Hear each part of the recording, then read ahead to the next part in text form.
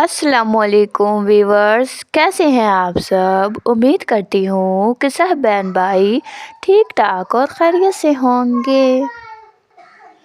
यहाँ पर मैं कर रही हूँ जी घर के काम काज। मैंने बेडशीट वॉश की थी जो कि बच्चों ने बहुत ही गंदी कर दी थी, तो मैंने कहा क्यों ना इसको बिछा लेती हूँ। पहले मैं रात पहले धोई थी, 2-3 दिन हो चुके हैं और वो सूखने का नाम ही नहीं ले रही थी क्योंकि धूप ही नहीं निकलती थी। लेकिन शुक्र अल्हम्दुलिल्लाह अब एक ही दिन में उसी दिन सूख गई है, उसी दिन ही वॉश की है। ये तो बड़ा अच्छा काम हो गया, मैंने शुक्र अदा किया। वरना जो सर्दियों में मोटी बेडशीट होती हैं, अल्लाह माफ़ करे, ये सूखने का नाम ही नहीं लेती। लेकिन हमारी भी मजबूरी होती है, मोटी बेडशीट बिछानी पड़ती है।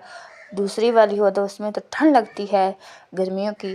तो यहाँ पर मैं सोफ़ा कवर जो है वो भी मैंने वॉश किया है, क्योंकि बच्चे जो है ना वो जैसे मर्ज़ी पाँव हों चढ़ जाते हैं बेड पर और चलो खेलते रहते हैं, कोई इनको रोक टोक नहीं सकता।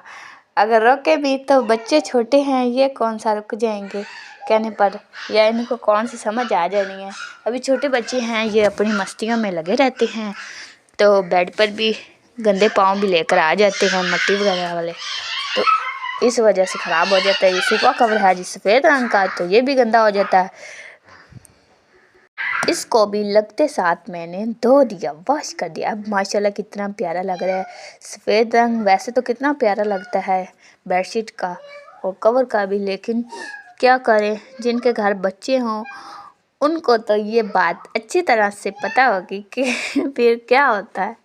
सारे बच्चे जो है ना वो गंदे कर देते हैं बेडशीट को, तो इस वजह से ना दूसरे रंग भी अच्छे होते हैं। ये तो है मैट्रेस कवर मैंने बिछा दिया है, कितना प्यारा लग रहा है। इसके बाद जी बेडशीट बिछा लेती हूँ। देखिए कितना प्यारा लग रहा है माशाल्लाह से, बहुत ही खूबसूरत लग रहा है। बेडशीट भी मैंने साथ ही इधर रखी हुई है, ये भी मैंने वॉश की है। इसको भी यहाँ पर फैला देती हूँ अच्छी तरह से।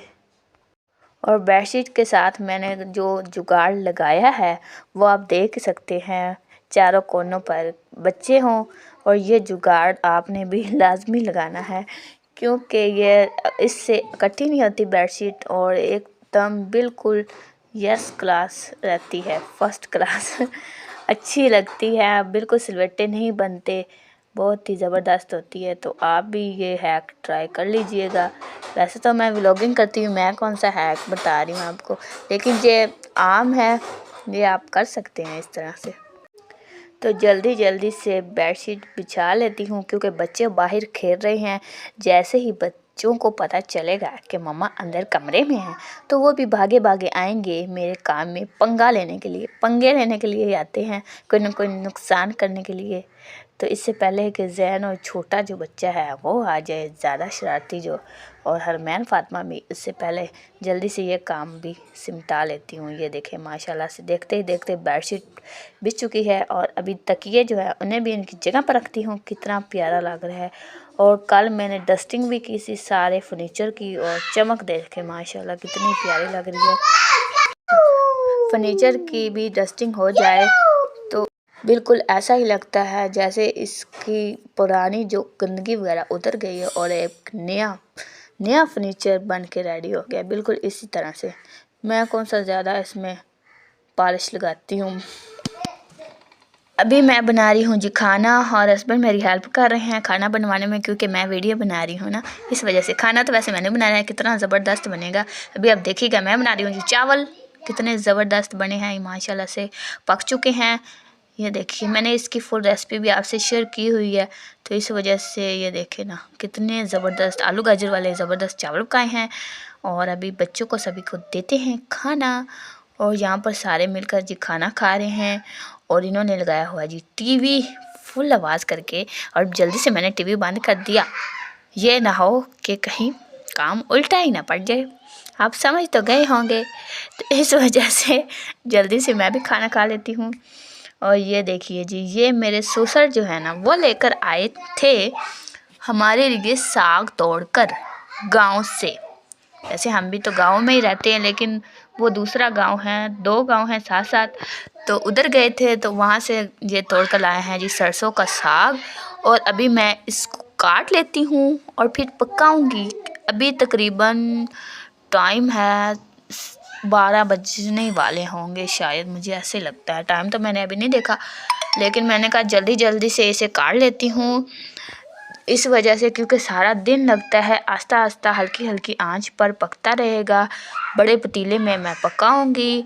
और एक कुटी मैंने पालक की ली है और एक ही है साग की, सरसों का साग है।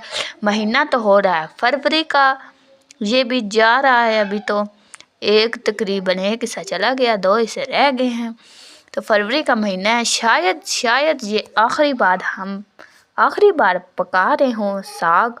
शायद हम इसके बाद ना पकाएं, क्योंकि ये मिलना ही बहुत ही मुश्किल हो चुका है।